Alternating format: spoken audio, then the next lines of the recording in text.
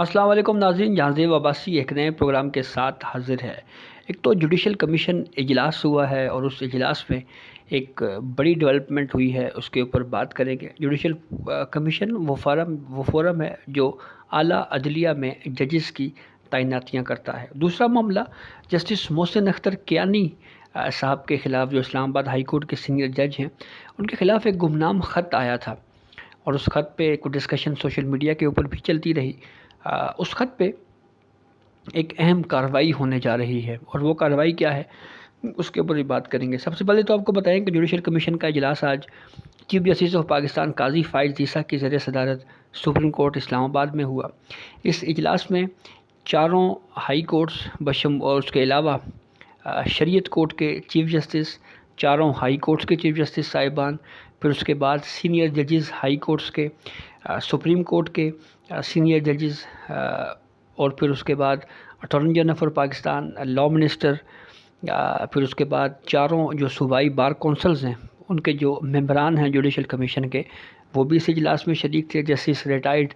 منظور احمد ملک بھی اس اجلاس میں شریک تھے۔ بڑا ہی مختصر دورانیے پر مشتمل یہ اجلاس تھا، اور جیسے ہی یہ اجلاس شروع ہوا، لاء منسٹر اعظم نذیر تارڑ نے کمیشن میں جو ہے یہ موقف اختیار کیا کہ جو اتحادی حکومت ہے وہ یہ ارادہ رکھتی ہے کہ اعلیٰ عدلیہ میں ججز کی اپوائنٹمنٹ کے معاملے کے اوپر جوڈیشل کمیشن جو ہے اس تناظر میں جو ہے ایک آئینی ترمیم کی جائے، اور اس آئینی ترمیم کے معاملے کے اوپر جو ہے وہ کام شروع ہو چکا ہے۔ تو پھر اس کے بعد جو ہے وہ پھر جسٹس شائیہ آفریدی کے حوالے سے سپریم کورٹ کی جانب سے جاری کردہ آفیشیل اعلامیہ کے مطابق کہ انہوں نے بھی یہ رائے دی کہ اس اجلاس کو جو ہے وہ مؤخر کیا جائے، اور پھر اجلاس جو ہے وہ مؤخر ہو گیا۔ اب یہ آئینی ترمیم کیا ہوگی، یہ بہت اہم معاملہ ہے، اور ہم نے یہ دیکھا کہ اعلیٰ عدلیہ میں ججز کی اپوائنٹمنٹ کے معاملے کے اوپر جوڈیشری میں ماضی میں کافی تقسیم رہی ہے، بالخصوص سینیورٹی پرنسپل کے معاملے کے اوپر جب یہ ڈسکشن رہی، دو مختلف آراء پائی جاتی تھی۔ ایک رائے یہ تھی کہ جوڈیشل کمیشن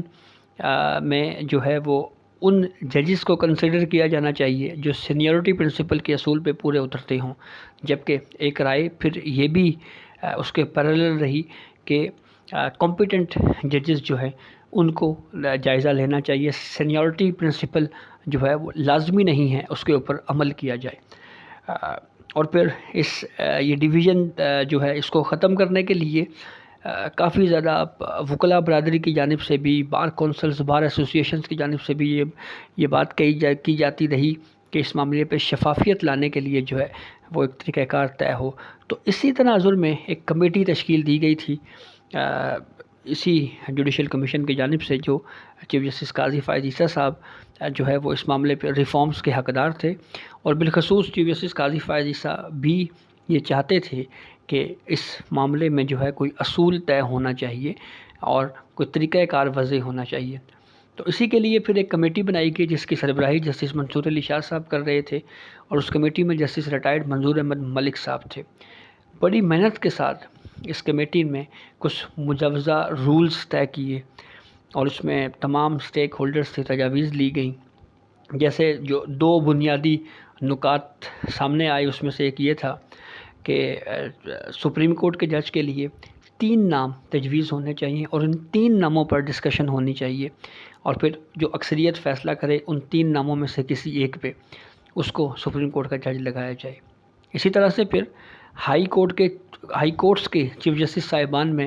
کی اپوائنٹمنٹ کے معاملے کے اوپر 5 ججز جو ہیں ان کے نام ہونے چاہیے، اور پھر ڈسکشن کے بعد جو اکثریت فیصلہ کرے اسی کی بنیاد کے اوپر وہ طے ہو۔ تو بہرحال ایک اچھی محنت اور ایک اچھی کوشش ضرور کی گئی تھی، لیکن پھر وفاقی حکومت کی جانب سے یہ کہنا کہ ہم آئینی ترمیم کرنے جا رہے ہیں تو ٹھیک ہے، لیکن آئینی ترمیم کے معاملے میں تاخیر نہیں ہونی چاہیے، اور اس تاخیر کی وجہ سے، بلا ضرورت تاخیر کی وجہ سے جو ہے اس معاملے کو ڈیلے نہیں ہونا چاہیے۔ لاہور ہائی کورٹ میں 22 ججز کی اسامیاں جو ہیں وہ اس وقت خالی ہیں۔ اسی طرح دیگر ہائی کورٹس میں بھی کچھ ویکنسیز پینڈنگ ہیں۔ تو جو موجودہ جوڈیشل کمیشن رول 2010 ہیں، اس کے تحت تو یہ کہا گیا ہے جی کہ آپ اپوائنٹمنٹس جو ہے وہ کر سکتے ہیں، لیکن اس کے اوپر بھی پھر یہ تحفظات کا اظہار جو ہے وہ کیا جا رہا ہے کہ یہ اپوائنٹمنٹس جو ہائی کورٹس میں ہونی ہیں وہ بھی شفافیت پر مشتمل ہونی چاہیے، اور اس میں بھی جو ہے وہ میرٹ کے برخلاف یا جو ہے وہ ایسی اپوائنٹمنٹس نہیں ہونی چاہیے جس کی وجہ سے یہ تاثر ملے کہ یہ کہیں نہ کہیں جو ہے وہ کسی کو اوبلائج کیا گیا ہے یا کوئی دوستی یاری نبھائی گئی ہے۔ تو اب جو کمیشن کے اجلاس کے حوالے سے تھوڑی بہت انفارمیشن سامنے آئی، اس میں جیسے منیب اختر صاحب کے حوالے سے کہا جا رہا ہے کہ انہوں نے لاء منسٹر سے یہ پوچھا کہ جو موجودہ جوڈیشل کمیشن ہے کیا اس کی یہی رہے گا یہ جوڈیشل کمیشن یا اس میں تبدیلی ہو جائے گی؟ تو اس پہ لاء منسٹر اعظم نذیر تارڑ نے یہ کہا کہ جی ممکنہ طور کے اوپر اس میں تبدیلی بھی ہو سکتی ہے۔ تو جسٹس ضیاء عفریدی کے حوالے سے کہا گیا جی کہ انہوں نے تجویز کیا کہ جو ہے وہ اجلاس مؤخر ہونا چاہیے، اور پھر ہائی کورٹس کے چیف جسٹس صاحبان نے یہ کہا کہ جو اپوائنٹمنٹس ہونی ہیں وہ ان کو ہونے دیا جائے۔ تو اب لیٹس سی دیکھیں آئینی ترمیم کب ہوتی ہے اور کب تک جو ہے وہ حکومت اس معاملے پہ جو ہے وہ تمام پروسیس مکمل کرتی ہے۔ اور سنی اتحاد کونسل کے حوالے سے جو ریزرو سیٹس کا معاملہ ہے وہ سپریم کورٹ میں کیس سماعت کے لیے مقرر ہو چکا ہے، تو اگر سنی اتحاد کونسل کو ریزرو سیٹس مل جاتی ہیں فرض کریں، تو پھر ایسی صورتحال میں اتحادی حکومت کے پاس 2/3 اکثریت تو بالکل بھی نہیں رہے گی، تو آئینی ترمیم کیسے ہوگی؟ تو بہرحال اس ایشو کو جو ہے وہ کسی طریقے سے ریزالو ہونا چاہیے، اور دیکھنا یہ ہے کہ یہ کب تک یہ معاملہ سیٹلڈ ہو جاتا ہے۔ دوسرا معاملہ جسٹس محسن اختر کیانی صاحب کے خلاف ایک گمنام خط سامنے آیا، جس کے اوپر پہلے ویلاگ کیا گیا، سوشل میڈیا کے اوپر تبصرے ہوئے، لیکن اس خط میں یہ نہیں کہا گیا کہ یہ خط لکھا کس کی جانب سے ہے، اور پھر خط کا کنٹینٹ جو ہے اس سے بھی کچھ چیزیں منظر عام پہ آئیں، لیکن اس معاملے کے اوپر اب یہ کہا جا رہا ہے کہ اسلام آباد ہائی کورٹ کا نے جو ہے وہ ادارہ جاتی طور کے اوپر ادارہ جاتی سطح کے اوپر اس معاملے پہ جو ہے وہ پروسیڈ کرنے کا، کارروائی کرنے کا فیصلہ کیا ہے۔ اور یہ ایک سوال بہت اہم ہے کہ یہ خط کہاں سے آیا، کس کی جانب سے لکھا گیا۔ تو اب اسی معاملے کے اوپر اسلام آباد ہائی کورٹ کے بڑے سینئر جرنلسٹ ڈان اخبار سے ان کا تعلق ہے، اسد ملک، انہوں نے بھی ایک سٹوری کی، انہوں نے یہ کہا ہے کہ اس خط کے اوپر جو ہے وہ یہ اصول طے ہوا ہے، یہ معاملہ طے ہوا ہے کہ اس پہ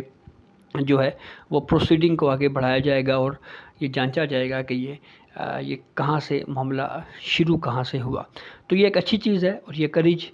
ہائی کورٹس کو ملی ہے سپریم کورٹ آف پاکستان کی جانب سے از خود نوٹس لینے کے بعد، اور از خود notice chief justice of Pakistan Qazi Faez صاحب نے لیا۔ یہ الگ بات کہ جب ہائی کورٹس کی جانب سے جو تجاویز دی گئی ان میں یہ کہا گیا کہ ہائی کورٹس کو کنٹمپٹ آف کورٹ کی پروسیڈنگ عدالتی امور میں مداخلت کے معاملے پہ کرنی چاہیے، پروسیڈنگ چلانی چاہیے۔ تو اس کے اوپر پھر یہ تنقید بھی ہوئی ہائی کورٹس کے اوپر کہ اب آپ یہ کہہ رہے ہیں کہ کنٹمپٹ آف کورٹ کی پروسیڈنگ ہو، لیکن جب آپ کے ساتھ یہ سب کچھ ہوتا رہا اس وقت آپ نے خود سے یہ پروسیڈنگ انیشیٹ کیوں نہیں کی؟ یہ وہ بڑا اہم سوال تھا۔ تو اب اس معاملے پہ محسن اختر کیانی صاحب کے خلاف جو یہ ایک لیٹر سامنے آیا ہے جس میں جی کوئی ضلعی عدلیہ کے ججز ناخوش ہیں، تو اس معاملے پہ اب پروسیڈنگ ہونے کا اگر آغاز ہوتا ہے تو پھر دیکھنا یہ ہے کہ کھرا کہاں جاتا ہے، کہ کون ہے اس کے پیچھے۔ تو یہ کچھ مختصر سا احوال تھا جو 2 خبریں آپ سے شیئر کی۔ اجازت دیجیے، اللہ حافظ۔